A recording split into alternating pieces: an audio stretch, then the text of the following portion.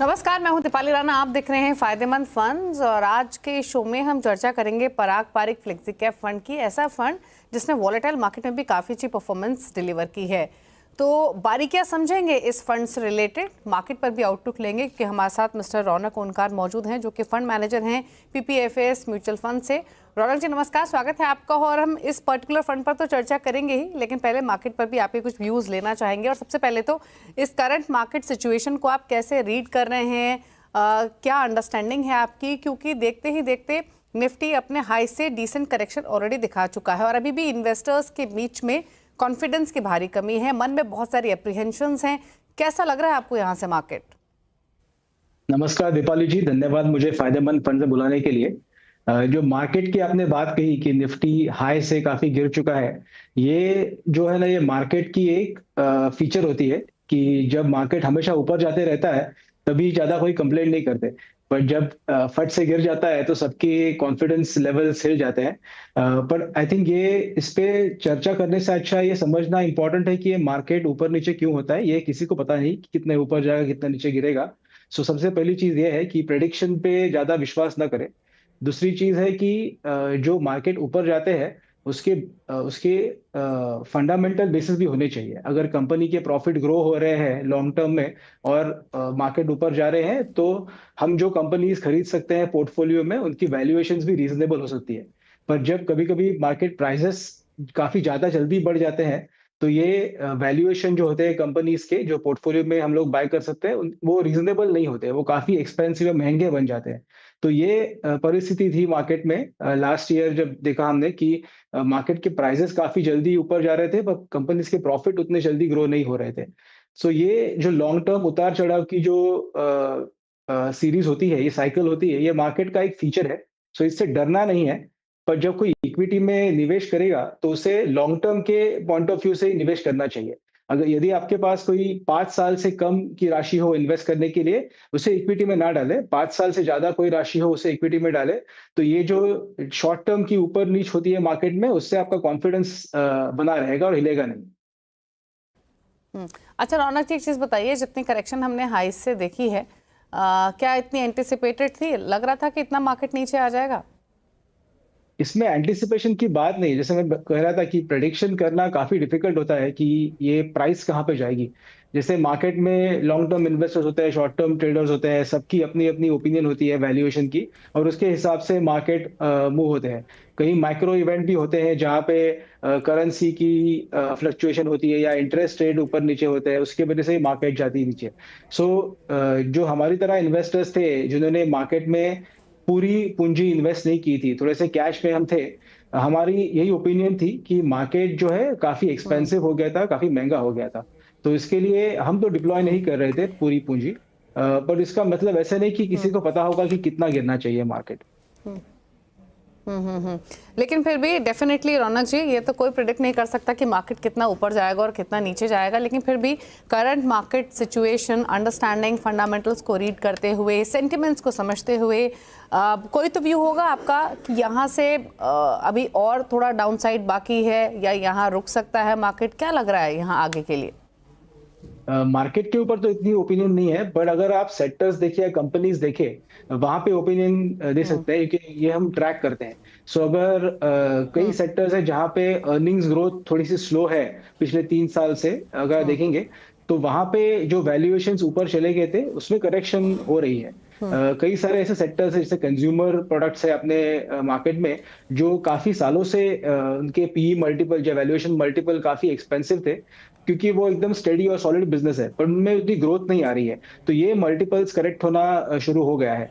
तो वहां पे बॉटम तो किसी को पता नहीं है, बट ये मल्टीपल्स जो अचानक से ऊपर चले गए थे, ये अभी करेक्ट होना शुरू हो गया है। ये काफी अच्छा सिग्नल है मार्केट का कि अर्निंग्स ग्रोथ अगर डिलीवर नहीं हो रही है तो कंपनीज को थोड़ा सा पनिश कर रहे हैं market in terms of stock price correct कर रहे हैं। अच्छा रौनक जी, कई सारे फैक्टर्स का आपने भी जिक्र किया और हम डे टू डे मार्केट में उनको अंडरस्टैंड करने की कोशिश भी कर रहे हैं। फिर चाहे वो ट्रम्प पॉलिसीज़ हो, करेंसी मार्केट का मूवमेंट हो, अर्निंग्स ही क्यों ना हो, अगर फिलहाल की स्थिति को देखें तो क्या कोई ऐसा फैक्टर आपको दिखाई दे रहा है जो मार्केट के लिए अभी भी रिस्क पॉइज कर सकता है? सबसे बड़ी रिस्क तो वही है, वैल्यूएशन अगर एक तरफ ऊपर जाने लगता है तो थोड़ा करेक्शन तो उसमें आ जाएगा। तो वो शुरू हो गया है, ऐसा लग रहा है कि काफी सारे सेक्टर्स में वैल्यूएशन थोड़े रीजनेबल बन गए हैं। जो बाकी जियोपॉलिटिक्स या मैक्रो इकोनॉमिक इशू है, ये तो सारी इकोनॉमी को इम्पैक्ट होंगे। तो इसमें जो कंपनीज थोड़े से एडवांटेज में है, जिनका एक्सपोर्ट बिजनेस है या जिनके मैन्युफैक्चरिंग बेस इंडिया में है और जिनकी कॉस्ट ऑफ मैन्युफैक्चरिंग थोड़ी कम होगी या सर्विस प्रोवाइड करने की कॉस्ट कम होगी, और जिनके पास थोड़ा बफर है प्रॉफिटेबिलिटी में कि अगर मार्केट की स्थिति और भी खराब हो गई तो थोड़ा प्रॉफिट अगर कम भी होता है इन कंपनियों में, तो ये कंपनी ज्यादा स्ट्रगल नहीं करेगी। तो ऐसी कोई कंपनीज है, ऐसे कोई सेक्टर्स है जहां पे इनका इम्पैक्ट, स्टॉक मार्केट प्राइस गिरने का इम्पैक्ट इतना तीव्र या इतना सिवियर नहीं होगा जितना कोई और कंपनीज में, जहां पे ये फ्लेक्सिबिलिटी उनमें कम है। थोड़ा सा भी प्रॉफिट अगर कम हो गया तो उनके जो वैल्यूएशन थे अचानक से करेक्ट हो गए थे। अच्छा, अगर हम पीपीएफएस म्यूचुअल फंड की बात करें या आपके रोल की बात करें, तो क्या अब आप फुल्ली इन्वेस्टेड हैं इस करंट मार्केट में? आप डाउन साइड में आपने इन्वेस्ट किया है या अभी भी कुछ कैश पर हैं? कैश तो काफी सारा है हमारे पास, अभी 20% कैश है, जो ऑलमोस्ट पिछले ओके। 8-9 महीने से 20% कैश हमारे फंड्स में है। उसके कारण भी वही है कि मार्केट अगर टॉप से भी गिर रहा है तो भी जो कंपनीज की वैल्यूएशन है फिर भी इतनी रीजनेबल, इतनी अट्रैक्टिव नहीं है कि हम फटाफट पैसे डिप्लॉय कर सके। सो जिन सेक्टर्स में हमें लग रहा है कि वैल्यूएशन रीजनेबल है, वहां पे तो हम इन्वेस्ट कर ही रहे हैं। वो हमारे पोर्टफोलियो का ऑलरेडी एक भाग है और उसमें हम इंक्रीमेंटल इन्वेस्ट भी कर रहे हैं। पर जिन सेक्टर्स में हम ट्रैक करते हैं, हम स्टडी करते हैं, उनमें अभी भी वैल्यूएशन इतने भी अट्रैक्टिव नहीं है कि जहां पे हम कॉन्फिडेंटली पैसे डिप्लॉय कर सके। सो डिप्लॉयमेंट हो रही है पर एग्रेसिवली या एकदम फास्ट डिप्लॉयमेंट नहीं हो रही है। ओके। अच्छा, अगर हम, जैसे आप बार बार वैल्यूएशंस का जिक्र कर रहे हैं और आपने जैसे पॉइंट आउट भी किया कि करंट मार्केट करेक्शन के बावजूद अभी भी वैल्यूएशंस काफ़ी जगह महंगी हैं, तो अगर समझना चाहें तो कौन कौन सी ऐसी पॉकेट्स हैं जहां पर आपको अभी भी वैल्यूएशंस महंगी दिख रही हैं? कौन सी ऐसी पॉकेट्स है जहां पर रिसेंट करेक्शन के बाद वैल्यूएशंस अट्रैक्टिव हो गई हैं? सो अगर आप अट्रैक्टिव वैल्यूएशंस की बात करें तो प्राइवेट सेक्टर बैंक्स जो है, जिसमें टॉप बैंक्स है लाइक कोटक, आईसीआईसीआई, एचडीएफसी और एक्सिस जो हमारे पोर्टफोलियो में है, उनमें वैल्यूएशन काफी अट्रैक्टिव लग रही थी पिछले 2 सालों से, क्योंकि ये कंपनीज ग्रो हुई है। और अगर आप कंपेयर करें कोविड के पहले वाला समय और अभी का समय, प्रॉफिट तो ये कंपनीज ने ग्रो कर दिया है पर उनके स्टॉक प्राइसेस ने परफॉर्म नहीं किया है। तो इसकी वजह से ये वैल्यूएशन थोड़े अट्रैक्टिव हो गए। सो ये प्राइवेट सेक्टर बैंक की जो सेक्टर है वहां पे अट्रैक्टिव वैल्यूएशंस है। अगर आप आईटी सर्विसेज सेक्टर भी देखें, उसमें भी कोई ऐसे लार्ज कैप कंपनीज है जहां पे वैल्यूएशन थोड़े रीजनेबल है, ऑल्दो उनमें ग्रोथ इतनी ज्यादा नहीं आ रही है, बट उसमें भी ग्रोथ कोविड के कंपेयर करने के पहले से, पीरियड के पहले से अभी कंपेयर करेंगे तो ज्यादा ग्रोथ है। तो ये कंपनीज बड़ी हो गई है, but at the same time valuation उसमें थोड़ी रीजनेबल है। हमने 2 कंपनीज नई ऐड की है पोर्टफोलियो में पिछले 2 महीनों में। वो है एक हॉस्पिटल बिजनेस जो नारायण हृदयालय के नाम से है। सो हेल्थ केयर सर्विसेज में वो एक रीजनेबल एरिया है जहाँ पे हमें लगा कि ये हॉस्पिटल बिजनेस है, थोड़ा रीजनेबली प्राइस है। और दूसरी एक ऑटो कंपनी हमने पोर्टफोलियो में खरीदी है, ऑटो कंग्लोमरेट है ये, महिंद्रा एंड महिंद्रा ग्रुप। तो ये कंपनी भी थोड़ी रीजनेबल लग रही थी, कंसिडरिंग उनके जो प्रोडक्ट पोर्टफोलियो है, उनका जो ओवरऑल बिजनेस है जिसमें काफी सारे बिजनेसेस का वो एक ग्रुप है। और उसमें ऑटो कंपनी जो उनकी है वो भी अभी नए नए प्रोडक्ट लॉन्च कर रही है, इलेक्ट्रिक व्हीकल में भी ग्रो कर रही है। तो उसकी वजह से उसके वैल्यूएशन थोड़े अट्रैक्टिव लग रहे थे, रीजनेबल लग रहे थे, तो वो हमने ऐड की है। सो ऐसे कई छोटे मोटे पॉकेट्स है जहाँ पे अट्रैक्टिव वैल्यूएशन है। बट ओवरऑल मार्केट में अगर आप देखें जहाँ पे वैल्यूएशन एक्सपेंसिव है, फॉर एग्जाम्पल जो कैपिटल मार्केट वाले बिजनेस है जहाँ पे लाइक म्यूचुअल फंड है या ब्रोकिंग कंपनी है या वेल्थ मैनेजमेंट वाले बिजनेस है जो काफी सिक्लिकल होते हैं, ये बिजनेसेस में वैल्यूएशन काफी एक्सपेंसिव हो गई थी। अगर आप कंज्यूमर बिजनेस भी देखिए, उसमें भी वैल्यूएशन इतनी ज्यादा करेक्ट नहीं हो पाई है जितनी होनी चाहिए कंपेयर उनके ग्रोथ के हिसाब से। और ऐसे भी कोई सेगमेंट्स है जहाँ पे जो हमारी मैन्युफैक्चरिंग थीम चल रही है इंडिया में, कि मेक इन इंडिया की जो थीम चल रही है, उसके हिसाब से जो भी कंपनीज जिन्होंने प्रॉफिट लिंक इंसेंटिव, जिनको पीएलआई इंसेंटिव मिले थे, जो सेक्टर्स में मैन्युफैक्चरिंग कैपेसिटी ग्रो हो रही है, उनमें भी ऑल्दो ग्रोथ तो होगी पर वो लॉन्ग टर्म में होगी, पर मार्केट ने वो पूरी ग्रोथ डिस्काउंट कर ली है अभी के टाइम में, तो उनके वैल्यूएशंस भी काफी एक्सपेंसिव लग रहे थे। तो ऐसे कई सेक्टर्स हैं जहाँ पे हम ट्रैक करते हैं बट डिप्लॉय नहीं कर पा रहे, क्योंकि ये इंटरेस्टिंग कंपनीज है, अच्छी बिजनेस है, पर उनकी वैल्यूएशन एक्सपेंसिव है, और जहाँ पे हमें लगा कि वैल्यूएशन रीजनेबल है वहां पे हम डिप्लॉय करते जा रहे हैं। अच्छा, क्विकली एक चीज और उसके बाद हम पराग पारिक फ्लेक्सी कैप फंड की बात भी करेंगे। रौनक जी, क्या सजेशन आपके हिसाब से रहेगा हमारे व्यूअर्स को, इन्वेस्टर्स को, जो अभी भी अपनी पोजीशंस को होल्ड कर रहे हैं, जिन्होंने बिल्कुल भी प्रॉफिट्स बुक नहीं किए हैं? अब दो तबके हैं, एक ऐसे सेगमेंट भी है, मासेस हैं जो कि प्रॉफिट थोड़ा लेकर बैठे हैं, कुछ ऐसे हैं कि अब वो सोच रहे हैं कि ऑलरेडी मार्केट इतना नीचे आ चुका है, अब क्या ही आएगा, तो अब क्यों पोजीशंस प्रॉफिट्स लेने हैं? क्या अभी भी प्रॉफिट्स लेने का टाइम है? ये काफी इंपॉर्टेंट सवाल है, क्योंकि इससे एक चीज समझ में आती है कि इन्वेस्टर का टाइम फ्रेम क्या है इन्वेस्टमेंट का। अगर किसी इन्वेस्टर ने लॉन्ग टर्म गोल के लिए इक्विटी म्यूचुअल फंड या इक्विटी प्रोडक्ट चूज किया है, एसेट क्लास चूज किया है इन्वेस्ट करने के लिए, तो ये सवाल उतना इन्हें इम्पैक्ट नहीं करेगा, क्योंकि उनका जो गोल है, जब उनको पैसे चाहिए, वो काफी लॉन्ग टर्म है। और लॉन्ग टर्म का मतलब ऐसे नहीं कि जो टैक्स के हिसाब से होता है 1 साल का लॉन्ग टर्म, वैसे नहीं। मैं बात कर रहा हूँ कि एटलीस्ट 5 साल से ज्यादा जिसका टाइम फ्रेम हो, जो इन्वेस्टमेंट होल्ड कर सके, उनके लिए ये जो पीरियड है वो इतना इतना इंपॉर्टेंट नहीं है कि लिक्विडेट करना। अगर लॉन्ग टर्म आपका गोल है तो इक्विटी एक इंपॉर्टेंट पार्ट होना चाहिए आपके पूरे पोर्टफोलियो का। तो हम अज्यूम करेंगे कि इनका ज्यादा से ज्यादा पोर्टफोलियो इक्विटी में है, इनका गोल अगर लॉन्ग टर्म है, 5 साल से आगे इनका गोल है, तो ऐसे जो इन्वेस्टर है उन्हें डरना नहीं चाहिए, उन्हें सिस्टमैटिक रूट से जो उनके एसआईपी या इन्वेस्टमेंट चल रहे हैं वो कंटिन्यू करने चाहिए। पर अगर किसी ऐसे इन्वेस्टर है जिसका गोल 5 साल से कम है, या 3-4 साल में उनका इन्वेस्टमेंट गोल मीट होने वाला है, जिनमें पैसे की जरूरत पड़ने वाली है, ऐसे जो इन्वेस्टर है उन्होंने इक्विटी में इन्वेस्ट करना ये करेक्ट एसेट क्लास नहीं है। इनफैक्ट उन्होंने प्रॉफिट बुक करना चाहिए, और जो डेट प्रोडक्ट्स है या बैंक फिक्स डिपॉजिट्स है जहां पे पैसे सेफ रहे और उनका गोल मीट हो पाए, ऐसे इन्वेस्टमेंट प्रोडक्ट्स चूज करने चाहिए। ये टाइम फ्रेम के हिसाब से जवाब देना पड़ेगा कि अगर लॉन्ग टर्म हो तो बुक प्रॉफिट करने की जरूरत नहीं है, क्योंकि आपका गोल अभी नजदीक नहीं है। और जिसका गोल नजदीक है, जिसको पैसे की जरूरत शॉर्ट टर्म में पड़ने वाली है, आई थिंक ये टाइप के इन्वेस्टर्स है, उन्हें प्रॉफिट बुक करनी चाहिए।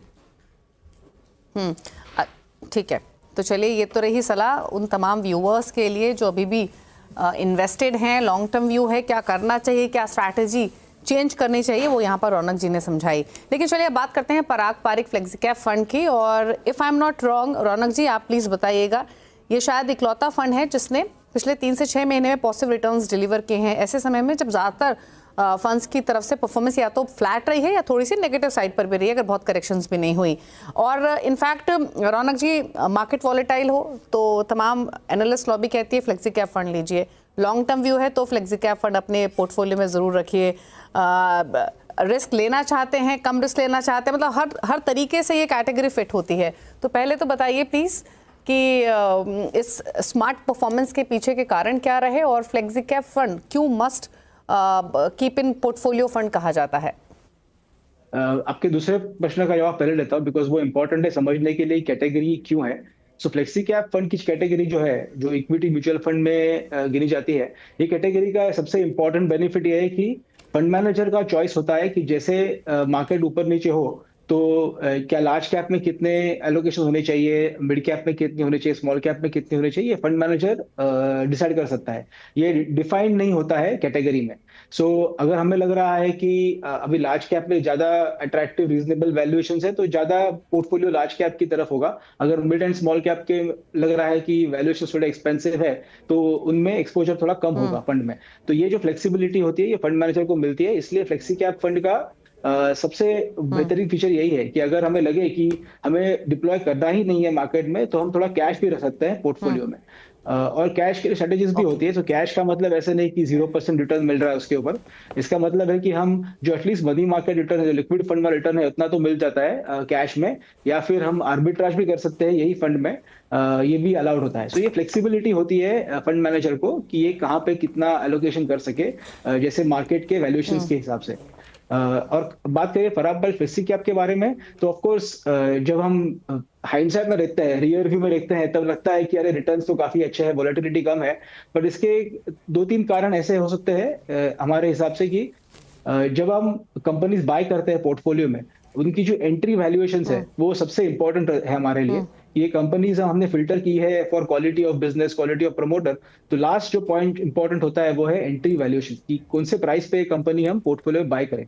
और ये थोड़ी स्ट्रिक्टली हम फॉलो हम्म। करते हैं कि अगर कोई कंपनी पसंद भी हमें आई हम्म। है, तो उसे हम कोई भी वैल्यूएशन पे बाय नहीं करते। हम वेट करते हैं कि प्राइस ओके। रीजनेबल हो, अच्छी हो। और जो हम्म। हम इन्वेस्टमेंट की जो टाइम होराइजन हमारी भी है, वो भी हम लॉन्ग टर्म रखते हैं कि अगर over a cycle, over long term ये बिजनेस कैसे परफॉर्म करेगा, ये हमारी अंडरस्टैंडिंग अच्छी है, तो फिर हम ये बिजनेस बाय करते हैं। तो ये एक कारण हो सकता है जिससे ओके। वोलेटिलिटी एनएवी की थोड़ी हम्म। कम हो। सेकंड कारण ऐसा भी है कि थोड़ा हम्म। सा पोर्टफोलियो जो अभी है अराउंड 12-13%, वो ग्लोबल स्टॉक्स में इन्वेस्टेड है। उसके कारण ओके। थोड़ा सा पोर्टफोलियो का जो एक्सपोजर है वो इंडियन मार्केट के हिसाब से नहीं मूव करता। सो हमारे पोर्टफोलियो में चार हम्म। ग्लोबल स्टॉक्स है। माइक्रोसॉफ्ट, मेटा जो फेसबुक कंपनी है, अल्फाबेट जो गूगल की कंपनी है, और अमेजॉन, ये चार कंपनी पोर्टफोलियो में है। तो ये कंपनीज की जो मूवमेंट है स्टॉक प्राइस की या बिजनेस की, ये अपने इंडियन मार्केट से इतनी ज्यादा लिंक्ड नहीं है।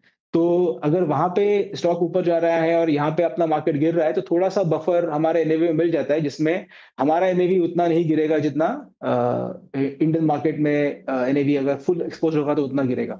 और तीसरी चीज जो है कि हम्म। जब वैल्यूएशंस ओवरऑल मार्केट में ज्यादा एक्सपेंसिव है, हमारे चॉइस की कंपनीज हमें नहीं मिल रही है अच्छे वैल्यूएशन पे, तो हमारे पास एक चॉइस बनती है कैश में थोड़ा सा पोर्टफोलियो रखें।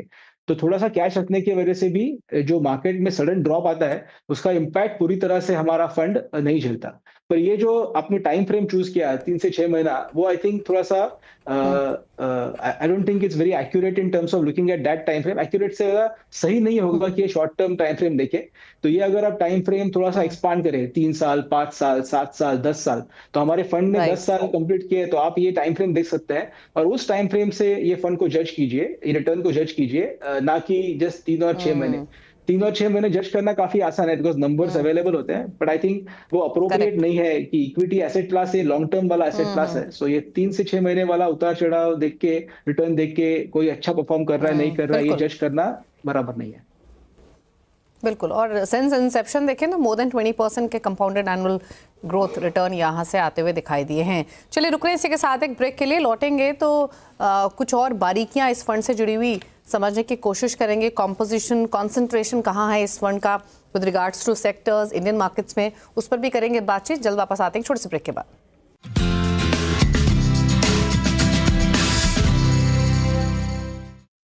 फायदेमंद फंड्स, आज के शो में हम बात कर रहे हैं Parag Parikh flexi cap fund की। हमारे साथ मिस्टर रौनक ओनकार मौजूद हैं, जो कि फंड आपने बताया कि पहली प्रायोरिटी आपकी वैल्यूएशंस होती है जब भी आप स्टॉक पिकिंग करते हैं रिस्पेक्टिव सेक्टर्स में। मैं आपके बाकी कॉम्पोजिशन पर आऊँ उससे पहले क्विकली एक चीज़ और समझना चाहते हैं। जैसे आपने ब्रेक में जाने से पहले बताया कि 12 से 13% का एक्सपोजर आपका ओवरसीज मार्केट में भी है, आपके पास ग्लोबल स्टॉक्स भी हैं, तो क्या ये फिक्स्ड कॉम्पोजिशन है या इसकी कोई लिमिट है? क्या डिटेल्स हैं? सो सेबी के जो लिमिट है फॉर इंटरनेशनल इन्वेस्टमेंट, वो है 35% तक। हमारे फंड में ओके। हिस्टोरिकली अगर आप देखें 2022 के पहले तक लगभग 30% तक हम इन्वेस्ट करते थे इंटरनेशनल स्टॉक्स में। और उसका कारण ऐसे था कि हमें ग्लोबल डाइवर्सिफिकेशन की जरूरत थी। वो तो एक चीज है। दूसरी चीज ऐसी है कि जो कंपनीज इंडिया में है ही नहीं लिस्टेड मार्केट में, उस कंपनीज में हम इन्वेस्ट कर सके। फॉर एग्जाम्पल, इंडिया में गूगल जैसी इक्विवेलेंट कंपनी नहीं है, माइक्रोसॉफ्ट जैसी इक्वल कंपनी नहीं है, या फिर फेसबुक जैसी कंपनी नहीं है, अमेजोन जैसी कंपनी लिस्टेड स्पेस में नहीं है। तो ये जो अपॉर्चुनिटीज है, इसमें इन्वेस्ट करना हमें पॉसिबल था इंटरनेशनल एलोकेशन से। बट 2022 में आरबीआई की एक जो $7 बिलियन की लिमिट थी, वो लिमिट सारे एएमसी इंडस्ट्री की ब्रीच हो चुकी है। सो अभी 2022 फरवरी से हम या पूरी एएमसी इंडस्ट्री में कोई भी नए फंड्स इन्वेस्ट नहीं कर सकता है इंटरनेशनल स्टॉक्स में। तो वो एक लिमिटेशन हो गई थी। सो वो 30% जो हमारा पोर्टफोलियो एलोकेशन था इंटरनेशनल का, वो अभी हो गया है 12-13%। और उसका कारण वही है कि जो इंक्रीमेंटल जो पैसे हमने रिसीव किए फंड में, जो इन्वेस्टर्स ने इन्वेस्ट किए, वो सारे के सारे फंड्स इन्वेस्ट हो गए डोमेस्टिक स्टॉक्स में एंड थोड़े कैश में है। और जो international part of the portfolio है, जो 13% है, उसकी लोअर लिमिट तो कुछ नहीं है, वो तो जीरो भी हो सकता है, पर अपर लिमिट 35% रेगुलेटरी लिमिट है, पर हमारी ओके जो इंटरनल कंफर्टेबल लिमिट है वो 30% की थी। ओके ठीक है। अच्छा, अगर बाकी कॉम्पोजिशन समझे इस फंड का, तो कितना लार्ज कैप, कितना मिड कैप, कितना स्मॉल कैप में, if I am not wrong तीनों सेगमेंट्स, तीनों कैटेगरीज इसके अंडर आती हैं।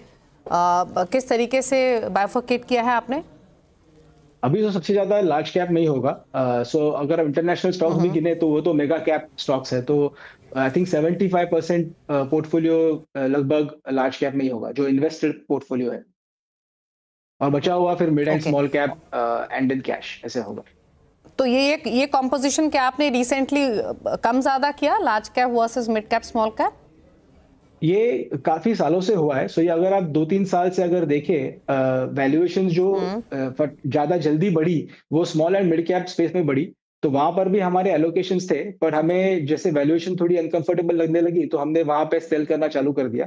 और जो लार्ज कैप स्टॉक्स थे उसमें वैल्यूएशन इतनी जल्दी नहीं बढ़ी, और कंपनीज के प्रॉफिट्स भी बढ़ रहे थे रीजनेबल ग्रोथ रेट पे, तो वहां पे थोड़ा एलोकेशन ज्यादा हो गया। सो ये अगेन जैसे मैंने बोला कि फ्लेक्सी कैप का फीचर है, अगर हमें लगा इन द फ्यूचर कि मिड एंड स्मॉल कैप में भी वैल्यूएशन अट्रैक्टिव है, तो वहां पे थोड़ा सा एलोकेशन ज्यादा हो जाएगा और लार्ज कैप का वैल्यूएशन थोड़ा कम हो जाएगा। अच्छा ठीक है। अब क्विकली पॉकेट्स और सेक्टर्स समझ लेते हैं। जो भी आपके साथ कॉन्वर्सेशन हुआ उससे एक चीज़ तो क्लियर है, और मैं ये एज्यूम करके चल रही हूँ कि बैंक्स, ऑटोमोबाइल्स तो डेफिनेटली आपके पोर्टफोलियो में होंगे। मेजर कॉन्स्टिट्यूशन किन सेक्टर्स में है, कहाँ कहाँ एक्सपोजर आपने लिया हुआ है? सो मेजर सेक्टर जो है, जो बैंक मैंने बोला था, वो 20% उसका एलोकेशन है बैंक्स में। उसमें 4 बैंक्स हैं। ओके एचडीएफसी बैंक सबसे ज्यादा साइज वाला एलोकेशन है, 8% के अराउंड। उसके बाद ज्यादा एलोकेशन है टेक्नोलॉजी एंड आईटी सर्विसेज में। तो ये एलोकेशन होगा ओके लगभग 20% तक सब मिला के। उसके बाद थोड़ा एलोकेशन डिस्पर्स हो जाता है, जिसमें थोड़े ऑटो कंपनीज भी है, उसमें फार्मा कंपनीज का भी एक बास्केट है, जहाँ पे जैसे अट्रैक्टिव रीजनेबली प्राइस्ड जो फार्मा कंपनीज लगे उनमें थोड़ा सा एलोकेशन है। और थोड़े से जो कैपिटल मार्केट वाले बिजनेसेस है जहाँ पे हमने सेल करना चालू किया है, उसके भी थोड़े से छोटे छोटे पोजीशंस बचे होंगे, तो वो भी है। But bulk of the position is in banks, in technology, IT services, little bit of pharma, और 20% कैश। अच्छा, कैपिटल मार्केट से जुड़े हुए स्टॉक्स में देख भी रही थी, जो डिटेल्स मेरे पास हैं। आपके पास कैपिटल मार्केट से जुड़े हुए कई स्टॉक्स, तो जैसे आपने खुद मेंशन किया कि होल्डिंग वहां पर अब कम बची है, तो इसके पीछे का कारण क्या है? क्या मान के चलें कि यहाँ से आगे कैपिटल मार्केट स्टॉक्स को लेकर बहुत ग्रोथ आपको बुलिश नहीं दिखाई दे रही है, या फिर वैल्यूएशंस डिस्कम्फर्ट है? ग्रोथ तो पॉसिबल होगी, जैसे मार्केट ग्रो हो रहा है, जैसे लोग पार्टिसिपेट कर रहे हैं मार्केट में, रिटेल पार्टिसिपेट कर रहे हैं मार्केट में, तो इनमें ग्रोथ तो हो सकती है। पर जो ग्रोथ होगी या हो सकती है उसके हिसाब से जो वैल्यूएशन बढ़े हैं, वो थोड़ा सा अनकंफर्टेबल लग रहा है हमें, इसलिए हमने एलोकेशन कम कर दी है। और ये कैपिटल मार्केट वाले बिजनेस होते हैं ना, ये काफी ज्यादा सिक्लिकल होते हैं, जिसमें अभी जब मार्केट ऊपर जा रहा होता है तब सब सेंटिमेंट पॉजिटिव होता है, पार्टिसिपेशन ज्यादा होता है। बट जब काफी लंबे समय तक अगर बेयर मार्केट चल जाता है या मार्केट ज्यादा ऊपर जाता नहीं है, तो ये पार्टिसिपेशन भी कम हो सकता है, तो उसकी वजह से वॉल्यूम कम हो सकते हैं, और जो प्रॉफिटेबिलिटी ये बिजनेस की थी वो भी कम हो सकती है। तो ये सिक्लिकलिटी जो है ये इन्वेस्टर को समझनी चाहिए, अगर किसी को अगर कैपिटल मार्केट सेक्टर स्टडी करना है तो। ये हमने स्टडी की और हमें लगा कि ये साइकिल तो कभी खत्म होगा मालूम नहीं, कब तक रुकेगा मालूम नहीं, बिकॉज इंडिया का ग्रोथ स्टोरी तो ऑफकोर्स लंबा है, बट वो सारी ग्रोथ स्टोरी हमें आज ही उसके लिए पे नहीं करना है। अगर धीरे धीरे वैल्यूएशन अट्रैक्टिव हो गए अगले साइकिल में, तो फिर से पार्टिसिपेट कर सकते हैं। ये काफी अच्छे कंपनीज होते हैं, इसमें ज्यादा एसेट लगते नहीं है, इनके रिटर्न्स भी काफी अच्छे होते हैं, पर वो साइकिल का जो अवेयरनेस होना चाहिए वो आई थिंक थोड़ा इन्वेस्टर में होना चाहिए। ओके चलिए, एक लास्ट क्वेश्चन क्विकली आपसे। एक चीज़ तो क्लियर है, जो जिस पर एम्फोसाइज भी किया रौनक जी ने, कि वैल्यूएशंस उनके लिए सबसे इंपॉर्टेंट है। ग्रोथ तो है ही, लेकिन सबसे पहले वैल्यूएशन कंफर्ट होना बहुत ज़रूरी है। और आखिरी जवाब में उन्होंने ये चीज़ क्लियर भी की कि फिलहाल वो भले ही प्रॉफिट टेकिंग कर रहे हैं, लेकिन आगे लगेगा तो वापस री एंट्री हो सकती है कैपिटल मार्केट से जुड़े हुए शेयर्स में। अच्छा, बहुत संक्षेप में एक लास्ट क्वेश्चन आपसे, क्या मैसेज, क्या व्यू देना चाहेंगे हमारे व्यूअर्स को एटलीस्ट कितना होराइजन लेकर चलें अगर वो पारंपरिक फ्लेक्सी कैप पिक करना चाहें अपने पोर्टफोलियो में? सबसे इम्पोर्टेंट लेसन तो वही होगा इन्वेस्टर्स के लिए कि अगर इक्विटी में आप इन्वेस्ट कर रहे हो तो सबसे पहली चीज है एसेट एलोकेशन देखिए कि आपके पूरे पोर्टफोलियो में इक्विटी कितना होना चाहिए, इसका आपको अंदाजा होना चाहिए। और second most important thing, equity flexi cap fund कोई भी फंड आप चूज कर रहे हैं तो 5 साल से ज्यादा का समय आप देखिए जिसमें आप इन्वेस्ट कर सके। शॉर्ट टर्म के लिए इक्विटी ये प्रोडक्ट सुटेबल नहीं है। चलिए, शुक्रिया रौनक आने के लिए सीएनबीसी आवाज पर और पारंपरिक फ्लेक्सी कैप फंड के साथ साथ मार्केट्स पर भी अपने व्यू शेयर करने के लिए और कुछ इंपॉर्टेंट पीस ऑफ एडवाइस हमारे व्यूअर्स को देने के लिए। Thank you so much. धन्यवाद दीपाली जी। और इसी के साथ फायदेमंद फंड्स में तो इतना ही। ब्रेकफास्ट पर भी खबरें जारी है सीएनबीसी आवाज पर। नमस्कार।